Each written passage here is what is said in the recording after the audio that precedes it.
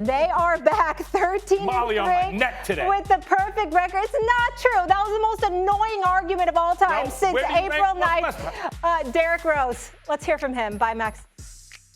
I saw they had a young group, and it was great for me to go there, get some of that young blood, get some of that young energy, and we're trying to build the culture here. Tibbs is doing, and his staff is doing a great job of making sure they're preparing us before every game. In the fourth quarter, the intensity pick up, the urgency has to be there, and we're trying to play for something.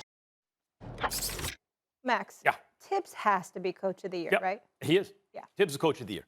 And you can point to whoever else you want. Tom Thibodeau took over a team.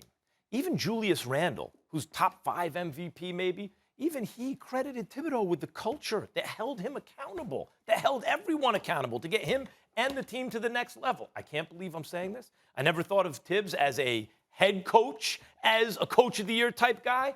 But this Knicks team, when you go back to the preseason, how you evaluated the roster, this is one of those, if every single thing works out better than you think it could work out, here's what you get.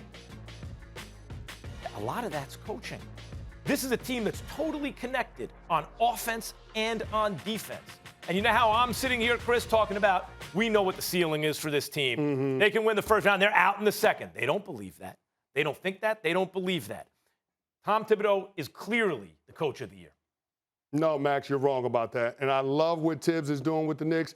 But Monty Williams is the Coach of the Year. You got to give him some love. Let's first start with the facts, okay? They're second in the Western Conference. They were a team that missed the playoffs last year. Even though they played well in the bubble, they missed the playoffs last year. They added Chris Paul to this team, and Monty Williams has been able to orchestrate all of it. You see this team playing at a high level, and it's a team that's ahead of where we'd expect them to be in terms of their program building. Through the month of April, this team has the best record in the NBA of teams against teams that are over 500. So you have to give them some love for that. And that's impressive, because with the Knicks, it wasn't that, because I gave the same record, yeah. But with the Suns, yeah. Exactly. And then you also got to give the love the fact that they're one of 2 teams that have a top 10 offensive rating and a top 10 defensive rating. So in terms of the coach being able to put all the different pieces together and then seeing the development of the young players on the Suns, guys like DeAndre Ayton, like Cam Johnson, like Mikal Bridges, that speaks directly to the job that the head coach is doing. And I got to say, the fact that he is second in the Western Conference, which is the tougher of the 2 conferences, that's what makes I knew the Suns were going to be good this year. That's what makes Monty Williams Coach of the Year. Yes, I thought there was a chance. I thought they were going to. There's no way you thought the Suns would be a top 2 team in the West. It's not whether or not they're going to be top 2. There are 5 teams bunched pretty close together. The Suns were one of them. This is not surprising to me, because if you told me just before the season, I don't care who coached the team, here's your roster, Chris Paul and Devin Booker in the backcourt. That's kind of perfect. Who are your 3-and-D guys? Who are your forwards? Bridges and Cam Johnson. Oh, yeah, that's kind of perfect. They don't need the ball. They can defend and they can shoot. Who's your big? DeAndre Ayton. Wow, he was number 1 overall, and Chris Paul's there to influence him. How about who's coming off well, we're going to pick up Jay Crowder. We'll pick up Saric, guys like this.